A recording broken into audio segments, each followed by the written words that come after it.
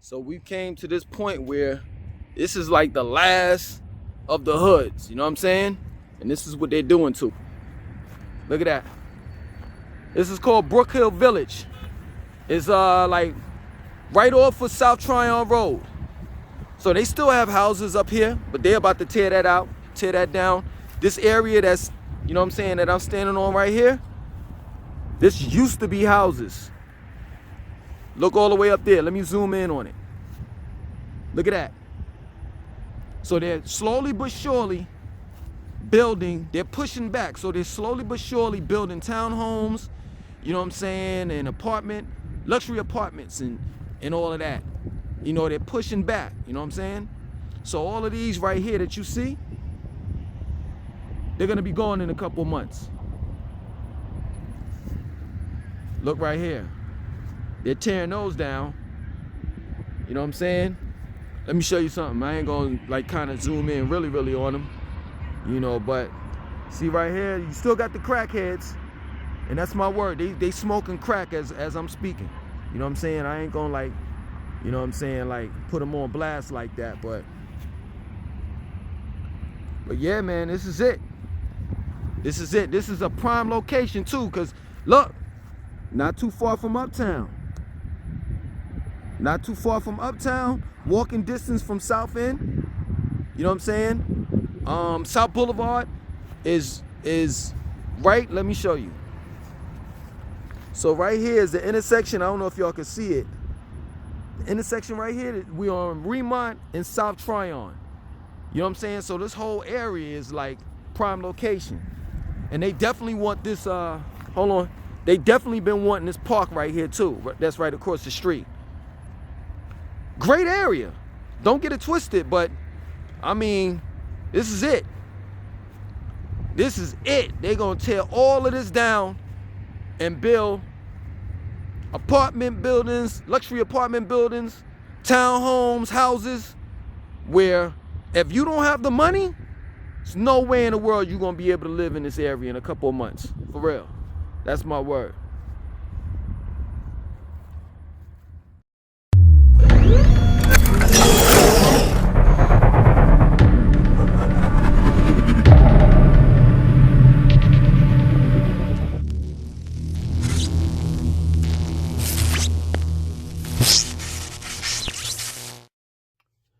So,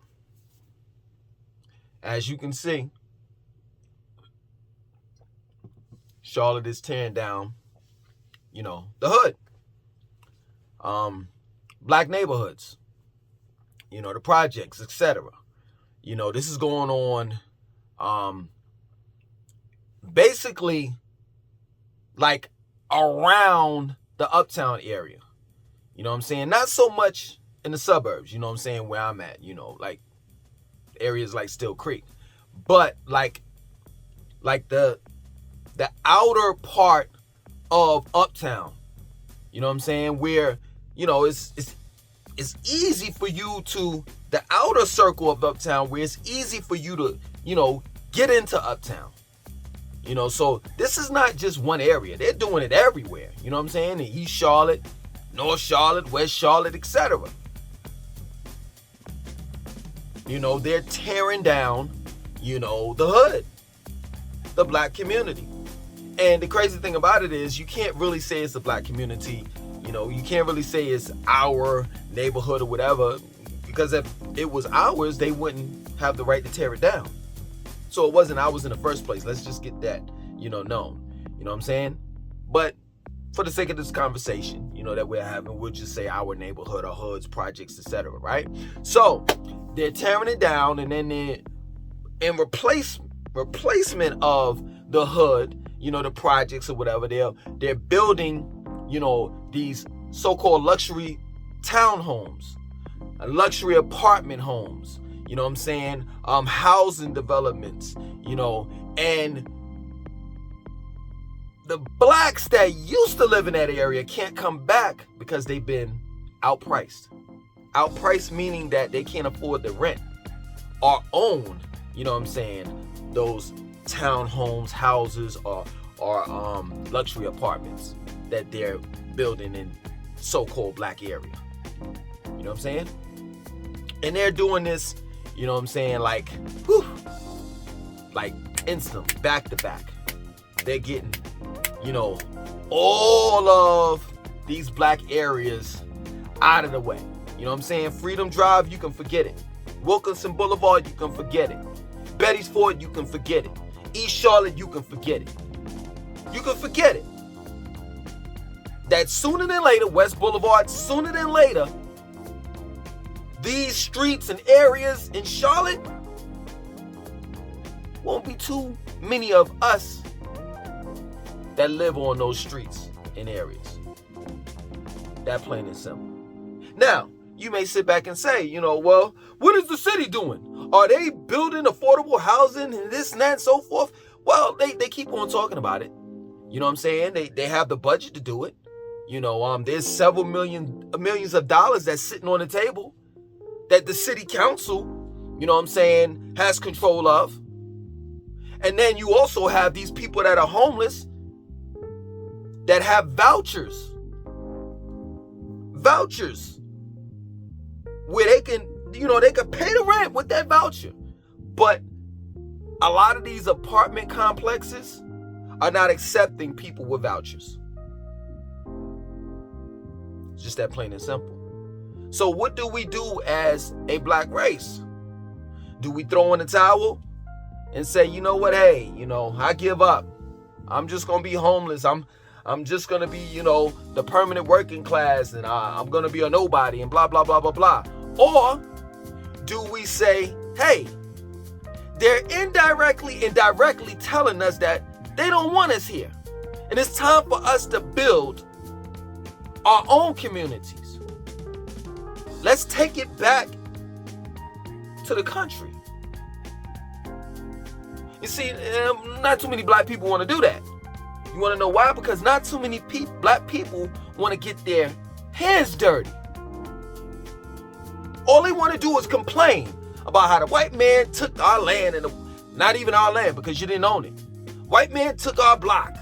White man took this. The white man did that. And gentrification this and gentrification. I know because I used to say the same damn thing. The same damn thing.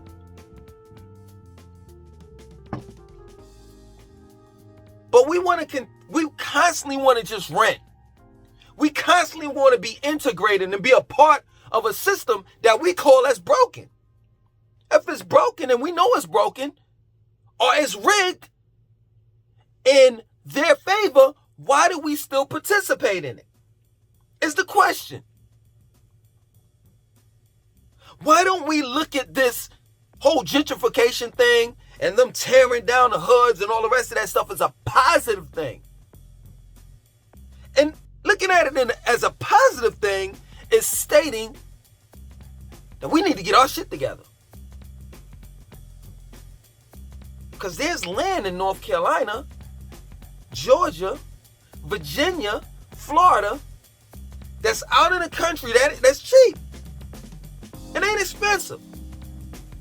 Why can't we build for real, our Wakanda for real, instead of going to the movie theater to look at what possibly could be? Why not?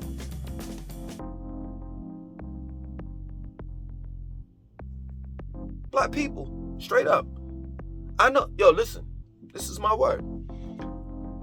And I blocked her.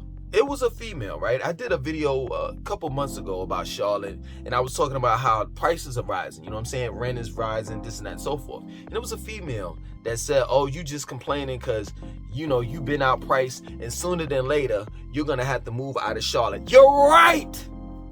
I'm not upset at what she said because she's right. I'm being outpriced. No lie. Like next year, I'm pretty sure my rent right now is like damn near $1,800 a month. And that's pretty decent for a 3-bedroom, 2-story house. Front and backyard with a garage. That's pretty decent. But straight up, I can't afford for them to go up to $2,100, $2,000, $2,100, $2,200. Nah, I'm not doing that. I'm not paying that to live in Charlotte. Do you dig what I'm saying? Where I'm coming from? I'm not saying that I'm not able to pay it. I'm just not gonna pay that amount to live in Charlotte. Point blank, period. People keep on complaining about how Florida this and Florida that and that and this and that and so forth. Let me tell you something. This is real talk, and I'm not saying I'm gonna move to Florida. I'm just saying this is a conversation we having. Charlotte is damn near neck to neck with Tampa. Straight up, with Tampa prices, and Tampa prices are damn near close to South Florida prices. So if I'm gonna pay $2,200, $2,300 a month, I'm going to live somewhere that I really want to be, where there's sunshine damn near throughout the year, beaches galore. I'm not living in Charlotte paying that amount. We ain't hardly in it. No disrespect to the city, because I got love for the city, but it's not that much entertainment here. It's crazy how they're building, straight up, this is real talk. They're raising the rent. They're building new condos, luxury apartment homes. I say that because, and I'm being sarcastic, because they're nothing but small ass cubby holes. And they charging every bidder like $2,200 a month for a cubby hole, a 1-bedroom at that. They building condos, houses, and all that, housing developments and all of that stuff, communities.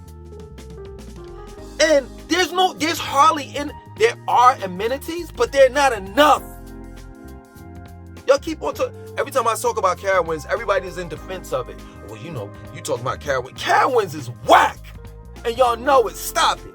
And I put it to you like this. Fair game. For real. I put it to you like this. Maybe you haven't been to like Great Adventures, King's Dominion, Busch Gardens. I have. And I tell you, Carowinds is whack. Whitewater Park is too goddamn much. Too much. And if you're not into rafting and all that stuff as far as dealing with Whitewater Park, you don't want to be a part of that. The amenities that Charlotte has to offer, you got to travel hours away. You like to the mountains, or to Atlanta, or to Myrtle Beach. That's not in Charlotte. But she was right about that. But she was being an asshole about it. Like, oh, you poor. Well, let me tell you something, and I know I block you so you won't be able to hear this, miss. But at the end of the day, when is enough enough? Like, it gets to the point where, okay, I'm outpriced. Then they're going to keep on raising the rent. They're never going to go down on the rent. So sooner than later, by the time my children, my 2-year-old becomes an adult, rent will be $5,000 a month in Charlotte, and y'all know it. So why do we keep on putting up with this type of shit? And I'm not even talking about, it's not exclusive to the African American community. I'm talking about whites, Latinos. Why do we keep on putting up with this type of shit? Why don't we just move into the country and build our own community where we police ourselves? And this is not I'm not an anarchist. We're not talking about anarchy. I'm not talking about overthrowing the government and none of that. Y'all can have that. Y'all can have the uptown Charlotte. Y'all can have downtown Atlanta. Y'all can have Manhattan. Y'all can have that. Y'all can have your metropolitan area. Y'all can have that. But let's people that are civilized, people that want good for our children. We still practice basic morals and principles as a family. People that don't want to be involved in all these politics and all the rest of this BS. Why don't we relocate to the country? And I'm telling you, in particular, the black race don't want to do that because we just don't want to get our hands dirty. But yet and still, we're known in the past to do that. We're known in the past. Like, we always talk. I'm going to do a video on that. We got to stop living, black people. We have to stop living in the past. We do. oh, well, you know, we used to have Tulsa, Oklahoma, you know, Black Wall Street, and you know, we were kings and queens and gods and goddesses in Africa and this and that. Past tense. Past tense. What are we, or who are we now? I can tell you. Rappers, overall entertainers, basketball players, football players, singers. And we don't even own, this is crazy about it. If we were in an industry like that, you know what I'm saying? Like, we are in an industry like that. What I'm saying, but this is the point I'm trying to make. Okay, it's cool to be an entertainer, but own your image and likeness and your words. We sell our publishing off. We sell our image and likeness.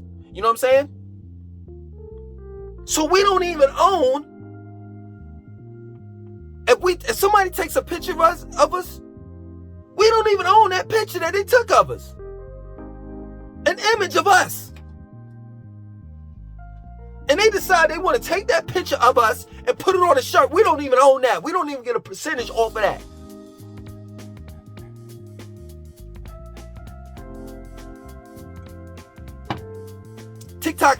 Black TikTokers, busy bitching and complaining, whining and crying.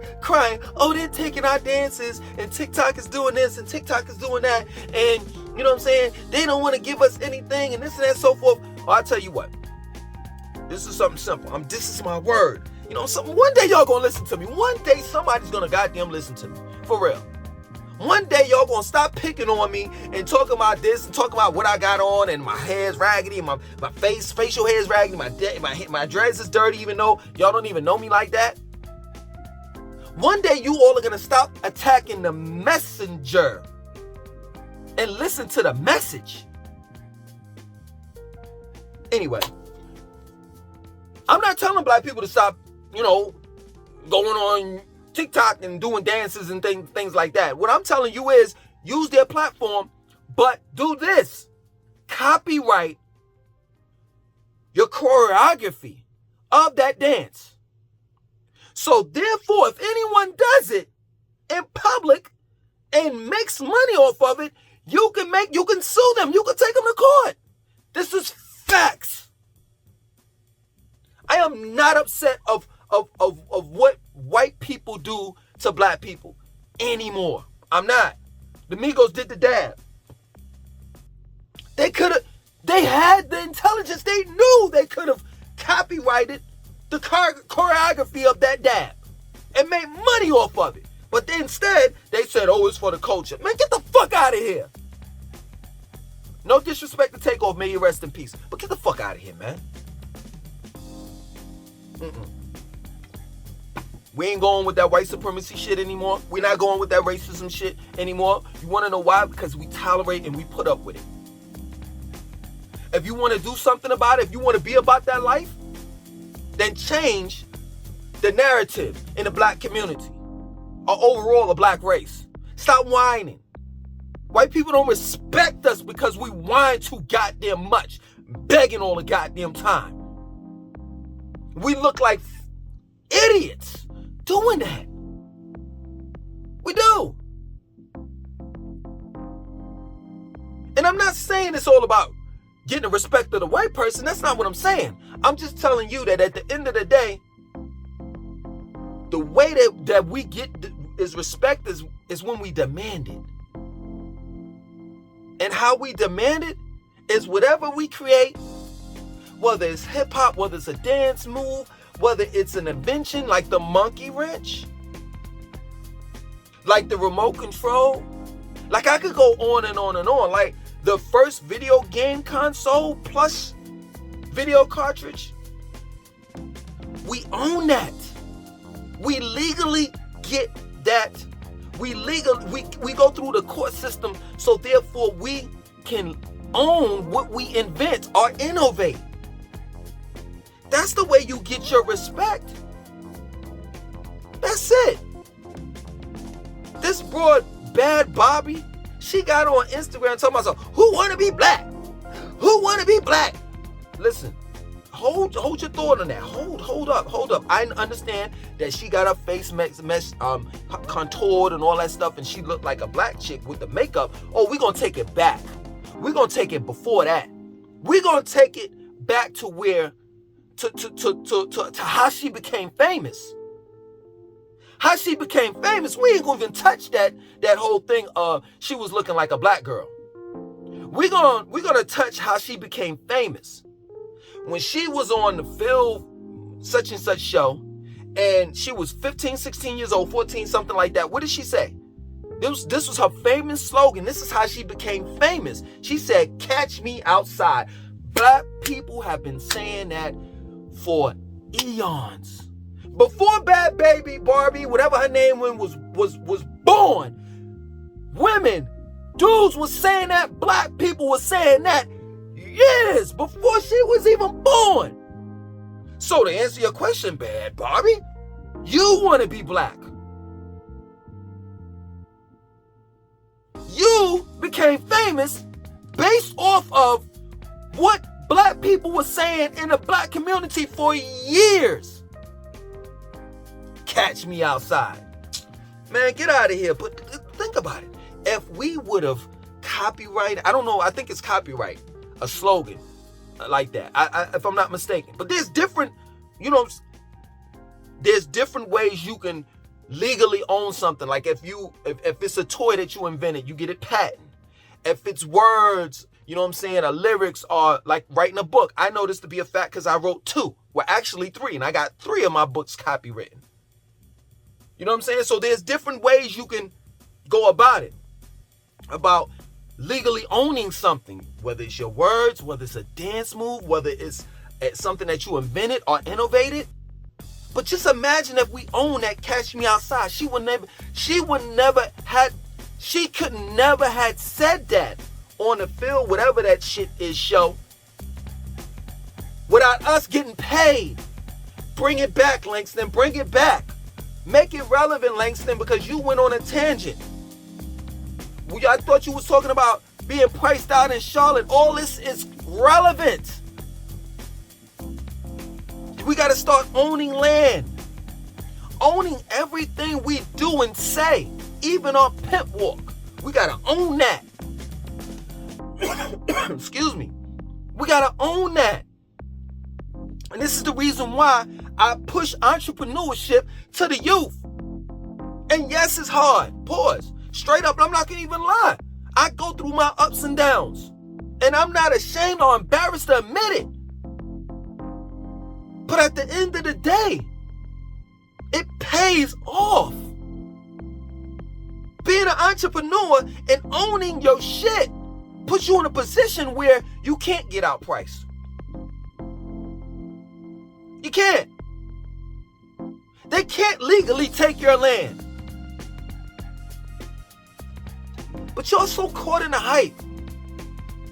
Well, you know what? I'm going to move to Charlotte because I heard. Oh, I'm going to move to Atlanta because I heard. Well, I'm going to move to Memphis, Tennessee because I heard. I'm going to move to Raleigh, North Carolina because I heard. I'm going to move here because I heard. I'm going to move here because I heard.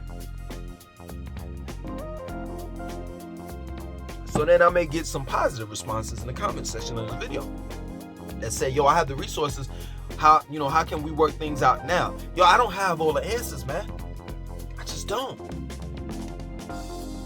Well, what you want me to do? You know what I'm saying? Like I'm a motivator. I'm a content creator. I'm an author. I'm a chef. I'm a personal trainer. I'm a dad. Wait. I don't know. I don't have all the answers, and I can't wear but so many hats. What I'm telling you, giving you the most genuine answer is we all got to come together. You can't put that burden on me. You know what I'm saying? Because some of y'all may say, well, let's get it popping, Langston. And then when I tell you all, man, I'm kind of clueless on how exactly we can get it popping. Like, you're going to have to bring in somebody that has the know-how. But the least thing I can do is put the seed in the ground. You're going to have other people water it and check out the dirt and see if it's a certain amount of nutrients in the dirt. Metaphorically speaking, if y'all feel me.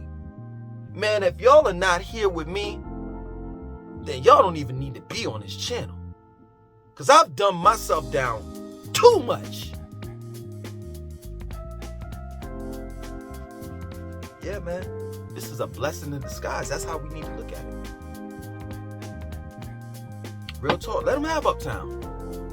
Let them have it. What are you possibly missing in Uptown? I'll wait. Because I'm telling you, they're turning these cities into like bland ass, boring ass cities. For real. I'm dead serious, man. They turning these downtown areas into boring ass places where you gonna walk in and hear violins playing, flowers everywhere, and everybody's so-called civilized. You know what I'm saying? I want to be where black people getting down, we could dance and, you know what I'm saying, have a good time and just be us. I used to be part of this cult. I'm gonna leave it alone. I'm done after this. I used to be part of this cult. Y'all know my story. For those that don't, I used to be part of this black cult called the Nuwaubian Nation, right? If you don't know any of that, go to my playlist and I have Confessions of Ex-Nuwaubians Part 1 through 25.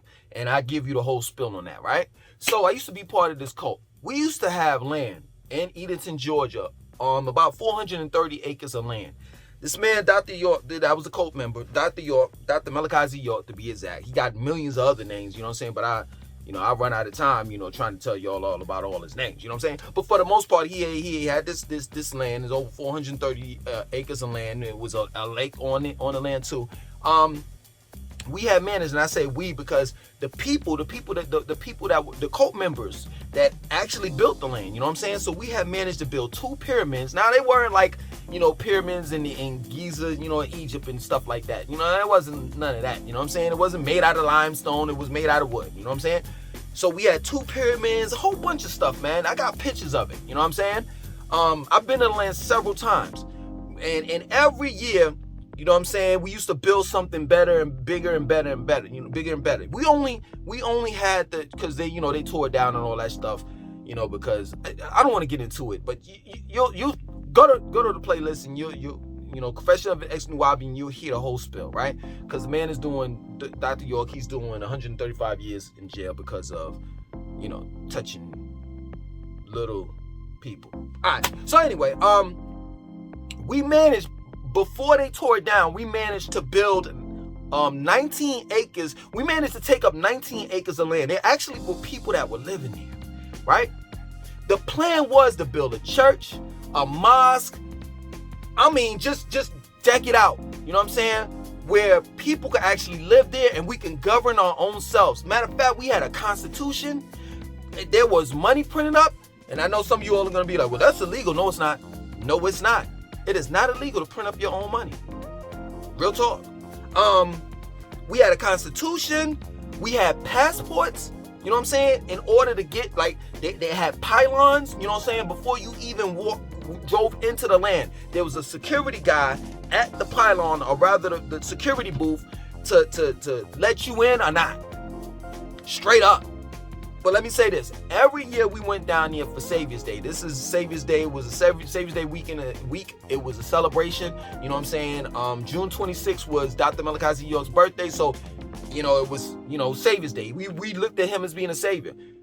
This is the point I'm getting to you. When I tell you, when I used to go down to that land and see all those beautiful black people, it was not only, the majority were black people. Don't get it twisted. But there were Koreans there. The Buddhist monks went down there one year. I'm not making none of this shit up. There were white people. There were some of everybody that were members, as well as they just wanted to come down and see it because it was a sight to see.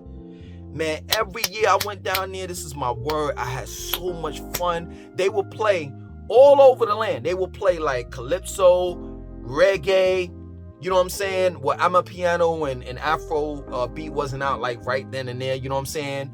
They would play, what's that, the Latina stuff. I forgot what's the name of that? That reggae mixed in with Latino music. I forgot the name. They would have so many different music, and it would be people dancing and kids running back and forth. It was so beautiful.